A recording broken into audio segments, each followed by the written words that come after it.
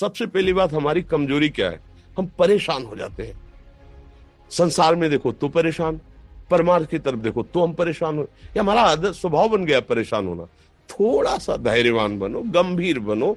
कोई इस भारी से भारी विपत्ति में परेशानी स्वीकार करके विपत्ति से थोड़ी निकला जाता। सुलझो, ठीक है, विपत्ति आई, समस्या आई, इसका समाधान होगा। ऐसा थोड़ी कि हमें नष्ट कर देगी। अगर अभी हमारी बड़ी हानि हो जाती है, हम कल इससे बड़ा लाभ प्राप्त कर सकते हैं। हमको एकदम बिल्कुल गंभीर रहना है, इतने कमजोर नहीं बन जाना। अब वो गए तो क्या होगा, अब वो वस्तु गई तो क्या, पद गया तो क्या होगा। प्रयास किया था, ये पद मिला था, इससे बड़ा पद प्राप्त करूंगा, मैं इससे बड़ा महान बनूंगा।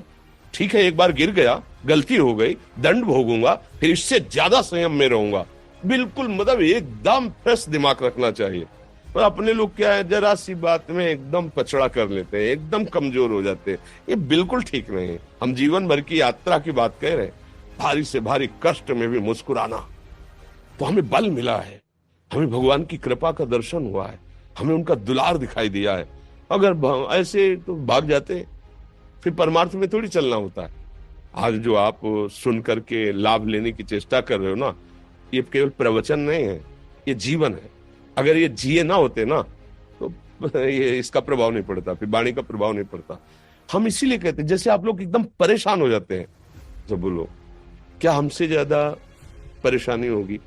दोनों किडनी खराब, दवाई लाने के लिए पैसे नहीं, पानी रखा है हम उठ के पी नहीं सकते, भीषण शरीर में कष्ट, भीषण बुखार, क्योंकि किडनी फेल, जरा में बुखार, खाने को क्या, रोटी मांग के लाओ। अगर वहां सब्जी मिलती है तो लाल मिर्च ऐसी पड़ के मिलती थी कि वो पा नहीं सकते थे। आप सोचो, पानी लाना है तो मुझे लाना है, पीना है तो मुझे पीना है। अगर मैं हारता तो कहां पहुंच जाता, क्या स्थिति होती? नहीं, मरना है। पर कदम पीछे, कोई दिन ऐसा नहीं जिस दिन सेवा ना की हो, जिस दिन सेवा ना गए हो। गुरु जी की सेवा में जाना है, पहले अपने को स्वस्थ साबित करना है, नहीं वो सेवा नहीं लेंगे। तुम बीमार हो, तुम कष्ट में, वैसे उनकी दृष्टि बड़ी शांत है। उनकी सेवा की, आके लेट गए, फिर हिम्मत की, अपनी श्री जी की सेवा की। मधुकरी नहीं गए, 3-3 4-4 दिन भोजन नहीं गए, पर सेवा नहीं छोड़ा, दिनचर्या नहीं छोड़ी। और उसका प्रधान कारण संयम, ब्रह्मचर्य, भगवत आश्रय, नाम जप, कभी हारने नहीं दिया। अभी भी थोड़ी देर बाद डायलिसिस शुरू हुआ। हारने, आपको हारे हुए नजर आ रहे हैं? शरीर में पीड़ा है, किडनी फेल है, ऐसा थोड़ा हम स्वस्थ बैठे हैं। पीड़ा है, बार बार प्यास लगती है, थोड़ा थोड़ा पानी मिलता है हर, लेकिन हम आनंदित हैं, हम प्रसन्न हैं। हम लड़ाई में हारे नहीं हैं, ना हारेंगे। हम जीत चुके हैं, हम अपने मालिक के भरोसे में अपना सब बात। तो वो, ये हम अपनी बड़ाई नहीं बता रहे, हम आपको बता रहे समस्या। सोचो, तुम्हारे पास तो माँ है, भाई है, बहन है, परिवार है, कोई ना कोई तो है ना। मेरा किसी ने कभी जीवन में ध्यान भी नहीं दिया। क्यों? बचपन से बाबा जी बन गए, किसी से प्यार नहीं, किसी से संबंध नहीं, कोई जानकारी नहीं, हम कहाँ हैं, वो कहाँ, किसी से कोई मतलब नहीं। अच्छा, जवान साधु कौन श्रद्धा करे? कभी गांव जाने की हिम्मत नहीं पड़ती कि रोटी मांग ले। पता नहीं लोग क्या सोचेंगे, क्या भावना कर ले। हम दरवाजे पे खड़े हैं, क्या कैसी भाव, जो हमारे सामने आकाश वृत्ति से आया यौवन अवस्था में, वही पाया, अन्यथा भूखे रह गए। जब हम हर समय अपने को विवेक के द्वारा सावधान रखे, तो हम कभी निराश नहीं हुए, कभी उदास नहीं हुए, कभी ऐसा नहीं लगा कि यार हम दुखी, कभी नहीं लगा।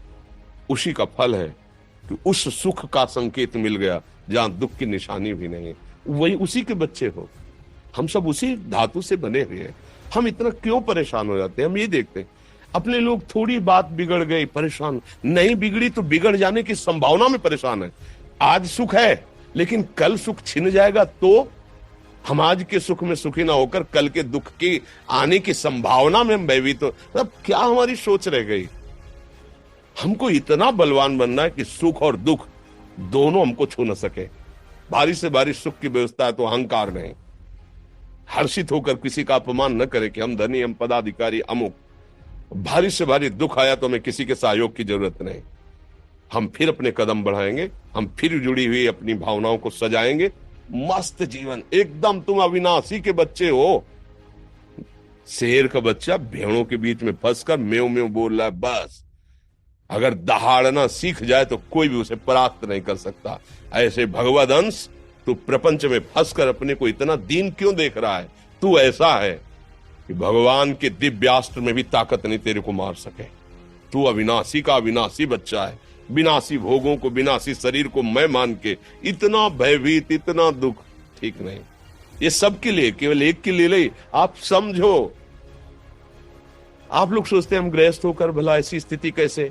जनक जी सुखदेव जी के गुरु हैं और राजा हैं, महल है, रानियां हैं, नौकर है, चाकर।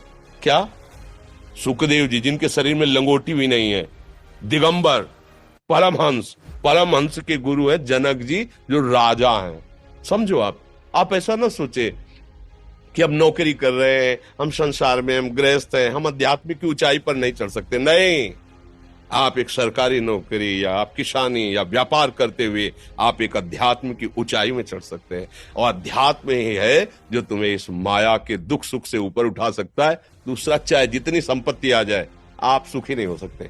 सब देख लो, आंख खोल के देख लो। अध्यात्म ही है जो तुम्हें हर कष्ट सहकर मुस्कुराकर जीने का रास्ता बता देगा कि आप आनंदित हो जाओगे। कुछ नहीं बिगड़ा। अध्यात्म है तो कुछ नहीं बिगड़ा, अध्यात्म नहीं है तो कुछ नहीं बना, कुछ हाथ नहीं लगने वाला।